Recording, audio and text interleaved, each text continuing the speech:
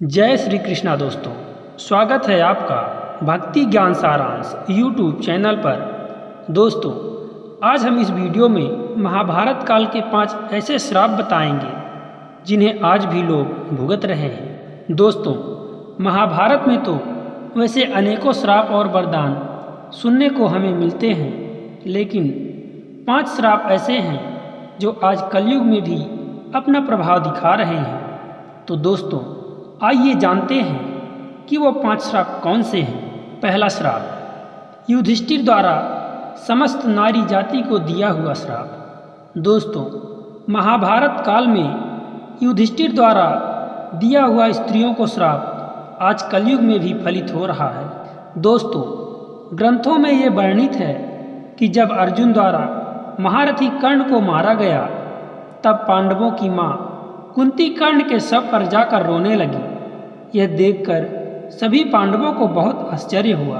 कि आखिर ऐसी क्या बात है जो हमारी माता एक शत्रु के शव पर रो रही हैं। तो पांडवों में से ज्येष्ठ पुत्र युधिष्ठिर अपनी माता कुंती के पास जाते हैं और अपनी माता कुंती से कहते हैं कि हे माता, आप शत्रु के शव पर क्यों रो रही हैं। तो कुंती कहती हैं कि हे पुत्रों, आप जिसे अपना शत्रु मानते आ रहे थे वो शत्रु नहीं बल्कि तुम्हारे सबसे ज्येष्ठ भ्राता हैं, जिसे मैंने अपने कुमारी अवस्था में जन्म दिया था।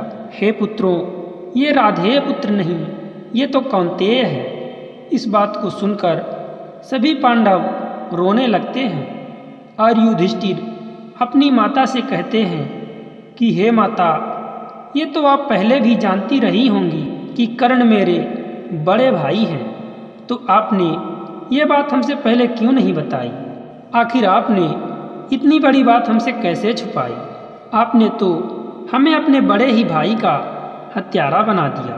इसीलिए हे माता, आज मैं इस कुरुक्षेत्र में सभी दिशाओं, आकाश, पाताल, धरती एवं समस्त ब्रह्मांड को साक्षी मानकर समस्त नारी जाति को श्राप देता हूँ कि आज के बाद कोई भी स्त्री कोई भी रहस्य छुपा नहीं पाएगी। दोस्तों, यही कारण है कि स्त्रियों के पेट में कोई रहस्य ज़्यादा समय के लिए नहीं रहता।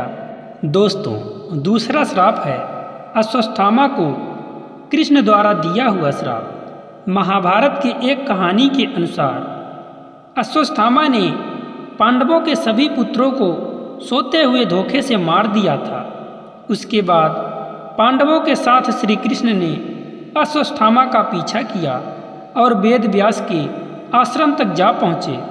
वहाँ पर अश्वत्थामा और कुंती पुत्र अर्जुन ने ब्रह्मास्त्र का संधान किया। यह देखकर वेद व्यास ने दोनों को अपने अपने अस्त्र वापस लेने के लिए कहा। उनकी आज्ञा मानकर अर्जुन ने अपना ब्रह्मास्त्र वापस ले लिया, लेकिन अश्वत्थामा को अपना ब्रह्मास्त्र वापस लेने की विद्या नहीं आती थी, तो उसने अपने ब्रह्मास्त्र की दिशा अभिमन्यु की पत्नी के गर्भ की ओर मोड़ दिया। इस बात पर श्री कृष्ण को अश्वत्थामा पर बहुत क्रोध आया और उन्होंने अश्वत्थामा को श्राप दे दिया कि तुम इस पृथ्वी पर जन्मों जन्मों तक भटकते रहोगे और तुम्हारे शरीर में कुष्ठ रोग रहेगा। तुम कभी भी किसी से बात नहीं कर पाओगे और निर्जन वन में हमेशा भटकते रहोगे। तीसरा श्राप, उर्वशी द्वारा अर्जुन को दिया हुआ श्राप। दोस्तों, जब कुंती पुत्र अर्जुन दिव्यास्त्र प्राप्त करने के लिए इंद्रलोक गए थे, तो उर्वशी नाम की अप्सरा उन पर मोहित हो गई थी, लेकिन अर्जुन ने उर्वशी को अपनी माँ के समान बताया। अर्जुन की बात सुनकर उर्वशी को बहुत क्रोध आया और उन्होंने अर्जुन को ये कहते हुए श्राप दे दिया कि तुमने नपुंसकों जैसा व्यवहार किया है, इसीलिए तुम जीवन भर नपुंसक ही रहोगे। हालांकि इंद्र के कहने पर उर्वशी ने अपने श्राप का प्रभाव कम करके 1 वर्ष के लिए कर दिया था। चौथा श्राप, यमराज को मांडव ऋषि द्वारा दिया हुआ श्राप। दोस्तों, महाभारत की एक कहानी के अनुसार जब मांडव ऋषि को एक राजा द्वारा फांसी पर लटकवाया गया था और उनकी मृत्यु नहीं हुई थी, तब राजा को अपनी गलती का एहसास हुआ और राजा ने ऋषि से क्षमा याचना की और उन्होंने क्षमा भी कर दिया। तब ऋषि ने यमराज से पूछा कि आखिर उन्हें फांसी किस सजा के कारण मिली। तब यमराज ने मांडव ऋषि को याद दिलाया कि जब आप 12 वर्ष के थे तब आपने एक कीड़े के पूंछ में सींग चुभाया था, इसी कारण आपको ये कष्ट मिला है। तब ऋषि ने यमराज से कहा कि हे यमराज, 12 वर्ष की आयु में किसी को नहीं पता होता कि क्या धर्म है और क्या अधर्म है, और आपने मुझे इस बात की सजा दी जो मुझे पता ही नहीं थी।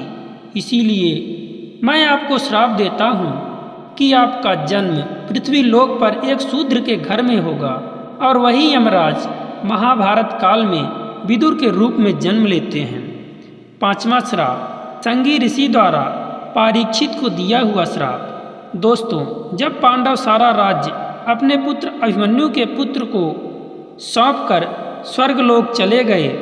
हालांकि अभिमन्यु के पुत्र परीक्षित के राज्य में सभी प्रजा खुश भी बहुत थे, लेकिन एक दिन राजा परीक्षित जंगल में शिकार करने के लिए जाते हैं और वहां जंगल में उन्हें श्रमित ऋषि दिखाई दिए। उन्होंने मौन व्रत रखा था, इसीलिए उन्होंने राजा के किसी बात का उत्तर नहीं दिया। इस पर राजा परीक्षित को ऋषि पर बहुत क्रोध आया और उन्होंने ऋषि के गले में मरा हुआ सांप डाल दिया। यह देखकर उनके पुत्र ऋषि सांगी ने राजा परीक्षित को श्राप दे दिया कि आज के 7 दिन बाद तुम्हारी मृत्यु तक्षक नाग के डसने से होगी। और परीक्षित के मरने के बाद कलयुग की शुरुआत हुई, जो आज तक चल ही रहा है। दोस्तों, आशा करते हैं जानकारी अच्छी लगी होगी, तो कृपया वीडियो को लाइक शेयर ज़रूर करें और चैनल पर पहली बार आए हैं तो चैनल को सब्सक्राइब ज़रूर करें। जय श्री कृष्णा दोस्तों, राधे राधे।